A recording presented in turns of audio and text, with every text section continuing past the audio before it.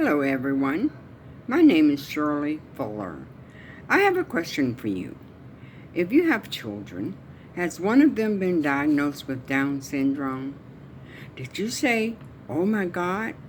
Did you ask yourself, "What am I going to do?" Well, you will do the same thing for that child that you would do for your other children. Love them with all your heart and learn how to care for them. That's what I do. Karis is now 4 years old. She is my great granddaughter.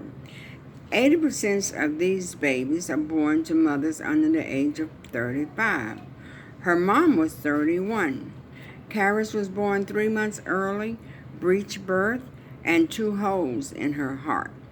If you research World Down Syndrome Day 2019, as well as researching materials from the Center for Disease Control, you will be able to see the details of most Down births that make you understand it much better.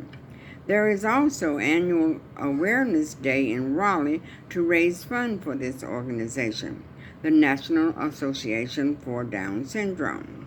Downs is not a disease. It is a condition. Normal babies are born with 46 chromosomes and Down syndrome babies with 47. And it's called born with an extra trisomy, another name for Down syndrome. Further and deeper information can be obtained from the Center for Disease Control. Remember, it is not a disease, it's a condition.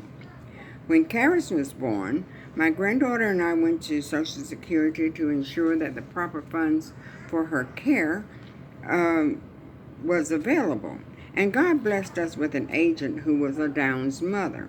She gave us the phone number for the Frankie Lemon School and her business card and told us to take her there when she turned 2 years old. That is what we did.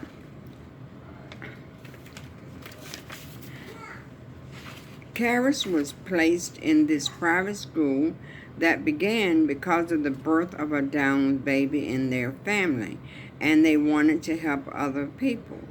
That awesome family was Frankie Lemon, founder of the Frankie Lemon School for Down Syndrome Children. A picture of his son, who was a Down baby, remains on the wall. Because of COVID, they closed in March to protect the children, and they will reopen on November 2nd.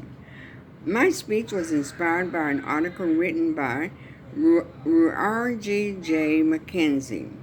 This article was about a Dr. Julia Kinder, who is a Down syndrome expert, national speaker, and author, as well as a family practice physician.